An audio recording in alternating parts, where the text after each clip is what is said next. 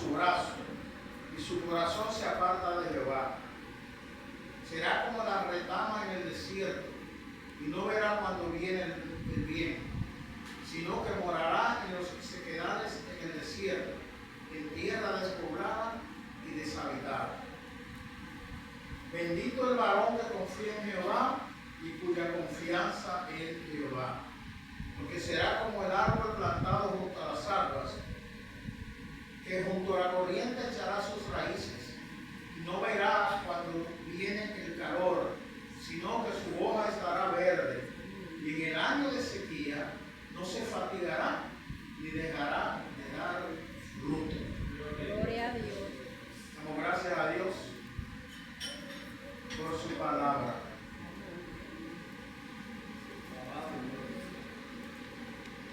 Gloria.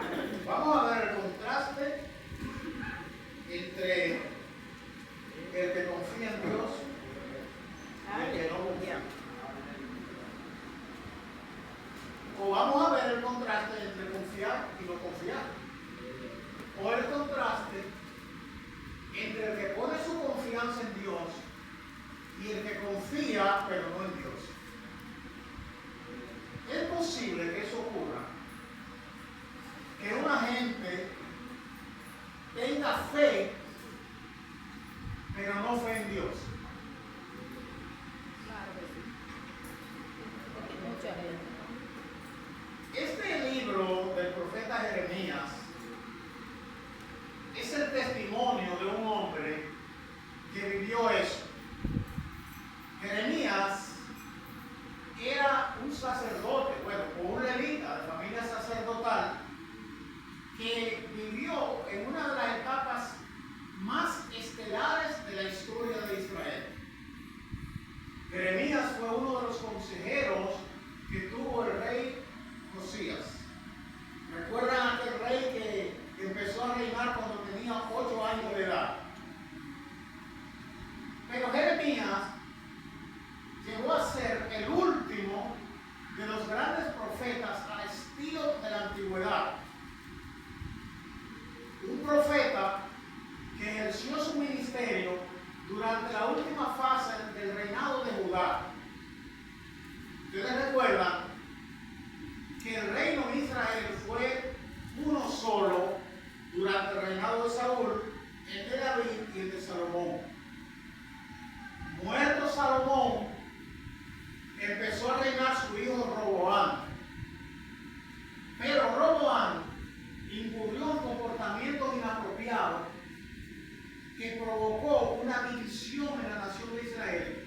Y en esa nación entonces surgieron, se desarrollaron y permanecieron hasta su disgregación 2 reinos: el reino de Judá y el reino de Israel.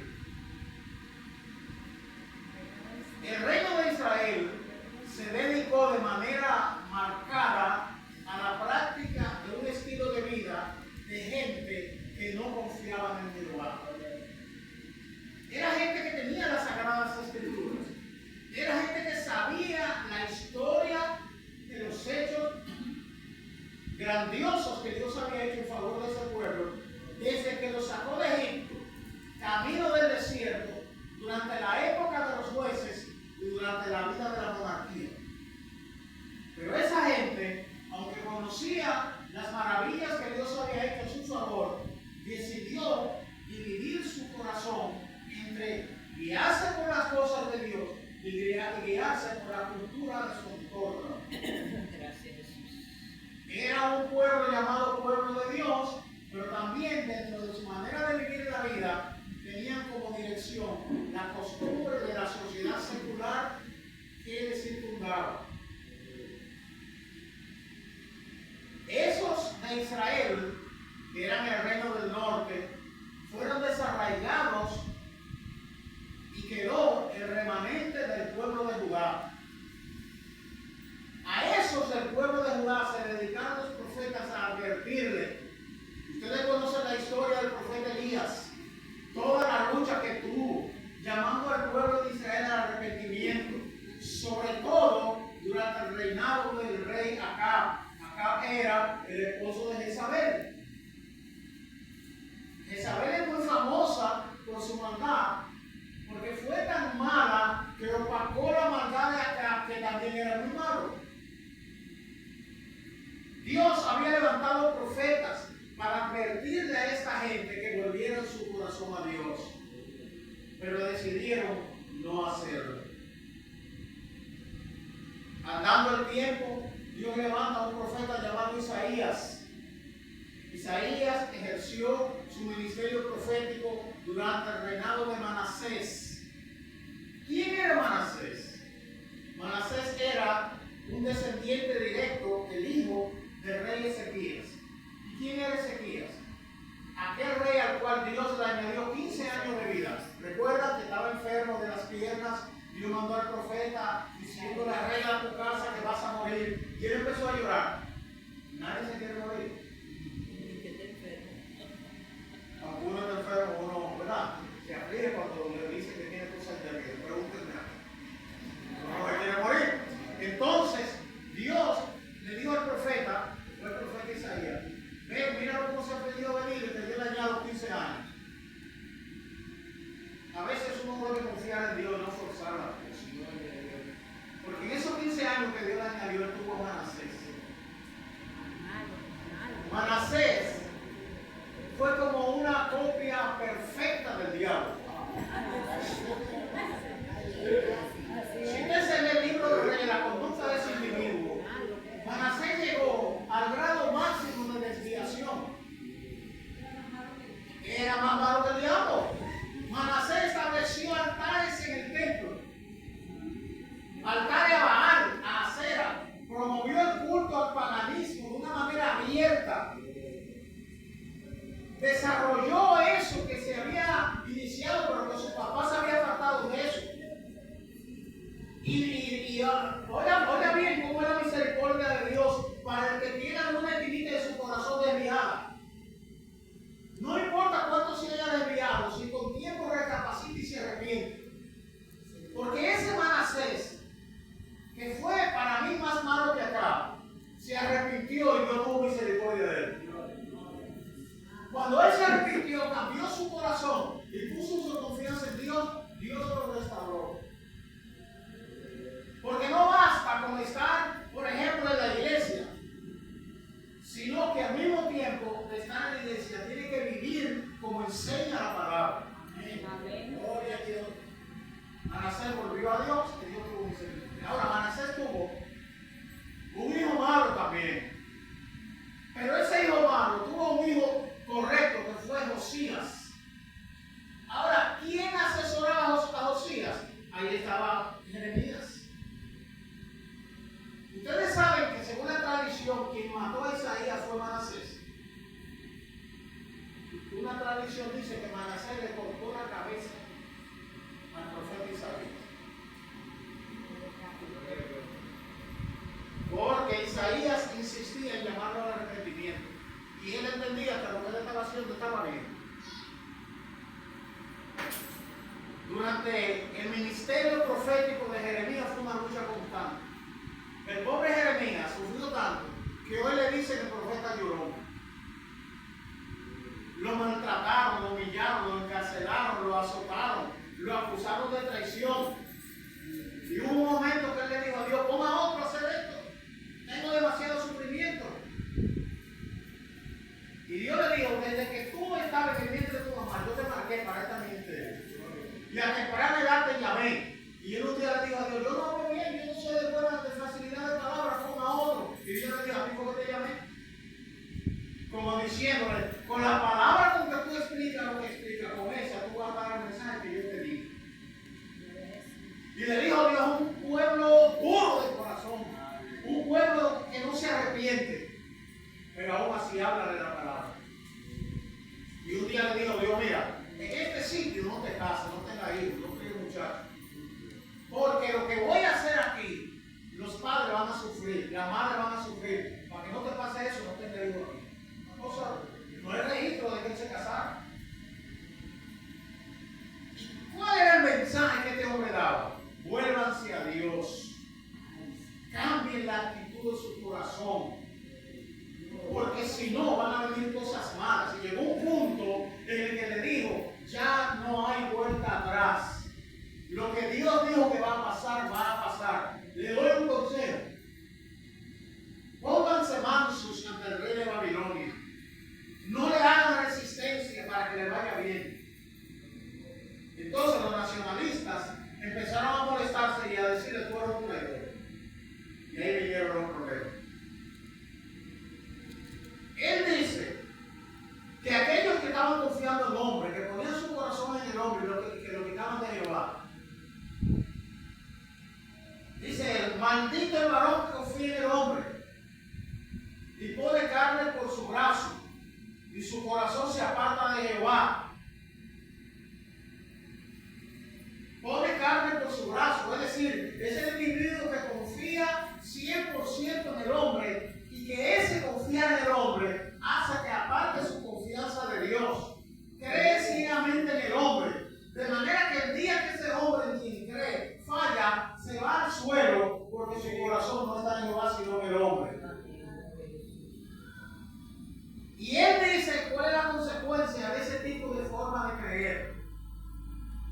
Será como la retama en el desierto. ¿Usted sabe lo que es una retama? Los viejos nos enseñaron lo que es la retama. Cuando decían amarlo como la retama. Será como la retama en el desierto. Y no verá cuando viene el bien.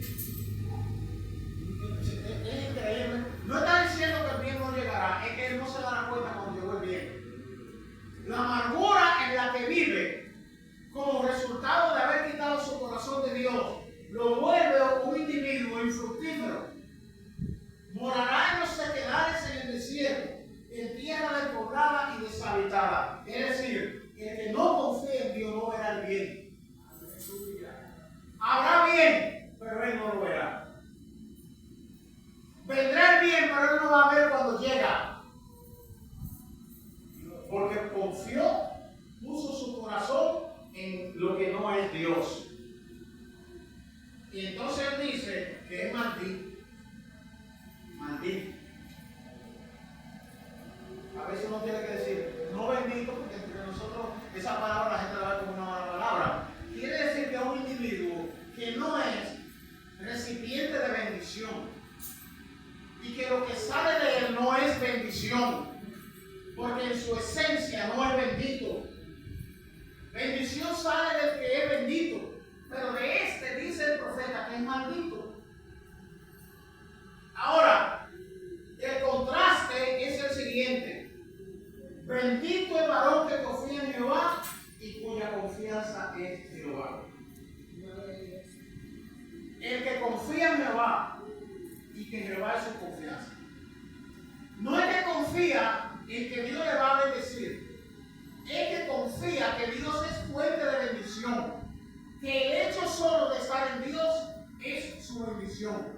Amén. No solamente que ve lo que se deriva de estar en Dios, sino lo que es estar en Dios. Aunque todavía no haya visto la bendición que puede venir de Dios, es un bendito porque confía en Dios.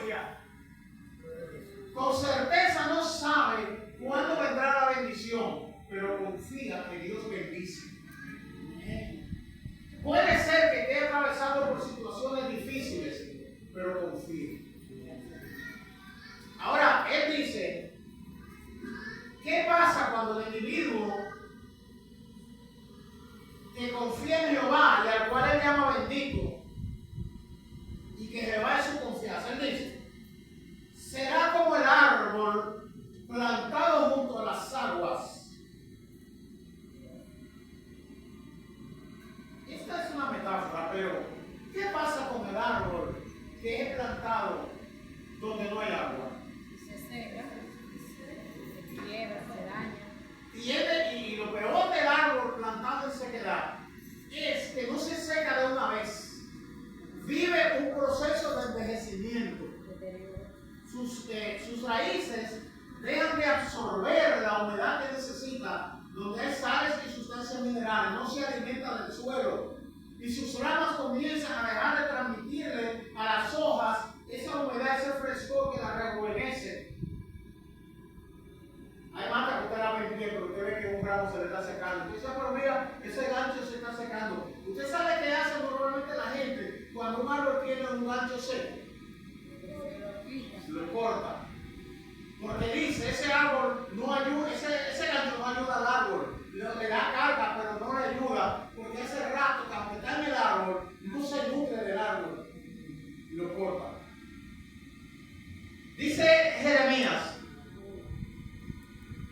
que es como árbol plantado junto a las aguas, porque el árbol que se planta junto a las aguas siempre tiene frescor. Aunque haya calor, él está fresco porque él se hidrata por la raíz y su raíz está conectada a la fuente de agua. ¿Qué pasa con ese árbol? Jeremías describe: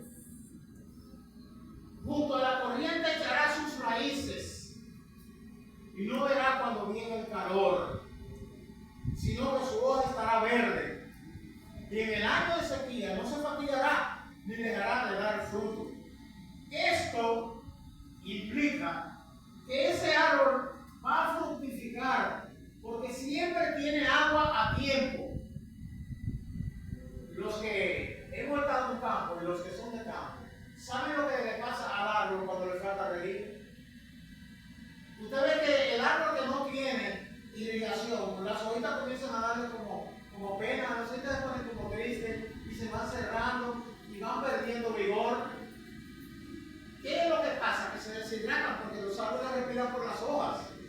Y para que mantenga el árbol su vida, necesita que el agua que entra por la raíz le inyecte esa dinámica de vida. Hay un refrán que dice que el agua es vida. Entonces, no verá cuando viene el calor, porque él no va a sufrir los embates del calor, porque él tiene el fresco que viene por la raíz. Su hoja no va a caer. Y el Salmo 1 dice que dará fruto a tiempo. Da fruto a tiempo. Esa es la diferencia entre la mejora en la productividad y el aumento de la producción o no. La diferencia la hace el que el árbol esté sembrado junto a corrientes de agua. ¿Quién es ese? Aquel bendito que confía en Jehová y cuya confianza es Jehová. Amén. Así que el que es plantado junto a la corriente de las aguas va a dar fruto porque confía en Dios. Esto indica la diferencia entre el que confía y el que no confía. El que no confía aunque tenga la abundancia. Porque cuando no tiene la abundancia, se muere, se decae. Y cuando la tiene, pone la confianza en lo que tiene. Dios de gloria. El que confía en Jehová, cuando no tiene, Jehová es su esperanza. Y él dice, pacientemente esperé en Jehová. Y él dice que Jehová es su escudo y su fortaleza. Y él dice que Jehová socorre a tiempo. Y es como el monte de Sión que no se mueve, sino que permanece para siempre, porque confía. Y cuando tiene, no pone la confianza en lo que tiene, la pone en aquel que le dio lo que tiene. No se glorifica a sí mismo, glorifica al que le dio lo que posee. Tiene su corazón en Jehová. Aleluya. Y tiene amigos, y tiene hermanos, y tiene vecinos, y tiene allegados, pero confía en Dios. La Biblia dice que si Jehová no verá, en vano verá la guardia. Usted puede tener la seguridad que tenga, pero si no hay la protección de Dios, en seguridad se duerme y lo agarran durmiendo. Por eso, los que confían en Jehová son como el monte de Sión, que no se mueve, sino que permanece para siempre. Amén. Benditos los que confían en Dios. Benditos los que tienen a Dios por su confianza. Usted va a mirar cómo está el panorama, pero como su vida, su estabilidad y su felicidad no depende de las circunstancias, usted se mantiene como el árbol plantado junto a corriente de agua, porque su confianza está en Dios. Nada le va a pasar, salvo lo que Dios permita que le pase. Y lo que Dios permita que le pase, le va a ayudar a bien. Amén. Por eso, el que confía en Dios por nada se afana, sino que pone delante de Dios toda su existencia, toda su vida, porque sabe que Dios mandará socorro en el momento oportuno. ¿Recuerdan el consejo que le dio Mardoqueo a Hadasa? ¿Saben quién es Hadasa, verdad? Esther. Él le dijo: interviene lo que te estoy diciendo frente al mal que se ve venir. Porque tú no sabes si para este momento Dios te puso ahí. Pero además, si tú no quieres o no puedes, tranquila, que Dios mandará socorro de tu lugar. Hay lugares que usted no conoce que son fuentes de socorro, y ahí Dios mandará socorro. Ustedes saben, hay una anécdota que leí hace muchos años de un escritor cubano llamado Domingo Fernández, en un libro que se llama La hoz por la cruz. Es una anécdota, no sé si fue un hecho real, pero la anécdota tiene una enseñanza importante. Había una mujer viviendo una adversidad terrible, una ancianita que creía en Dios, que confiaba en Dios, y ella oraba porque necesitaba alimento y ya se le había acabado la comida. Y no sabía dónde ir, y empezó a orar, y orando en voz alta, lo escuchó un funcionario. La señora vivía en Cuba, según el escritor, y la oyeron en un lugar donde se promovía el ateísmo y donde nadie podía pedir con seguridad a un Dios salvo, a Fidel Castro Ruz. El que la escuchó le dijo al jefe de la zona lo que oyó, y él le dijo: vamos a hacer algo, vamos a mostrarle que a quien tiene que pedir es al doctor Fidel Castro. Y como escuchaban lo que ella le callaba pidiéndole a Dios, hicieron una lista y compraron todo lo que ella pedía y se lo llevaron a la casa. Y cuando tocaron la puerta, le dijeron: señora, mire, usted pedía a Dios una compra, y mire todo lo que usted pidió, que se lo manda al doctor Fidel Castro, para que usted vea que cuando vaya a pedir, es Fidel lo que tiene que pedir. La señora, ellos se fueron, y la señora revisó la compra y vio que en la lista de cosas que llegaron faltaban muchas. No le dieron la totalidad de lo que ella pidió. Y entonces dobló sus rodillas de nuevo y le dijo: Señor, gracias, porque tú escuchaste mi oración, porque tú sabes que yo confío en ti. Gracias por enviarme lo que te pedí. Pero la próxima vez mándamelo por otra fuente, porque esta vez los comunistas se pudieron una parte.